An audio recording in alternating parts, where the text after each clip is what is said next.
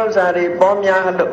ချမ်းသာကြွယ်ဝပြီးစိတ်ချမ်းသာမှုမရတဲ့ပုဂ္ဂိုလ်တွေလောကမှာအများကြီးပဲချမ်းသာမှုဆိုတာကိုပစ္စည်းဥစ္စာကလည်းပေးနိုင်တာမဟုတ်ဘူး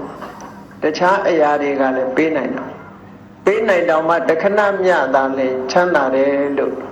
ထင်ရယုံအမှန်တမ်းတူတောင်းတဲ့ကာလအတွင်းမှာချမ်းသာမှုကိုပေးတယ်လို့ဆိုရတော့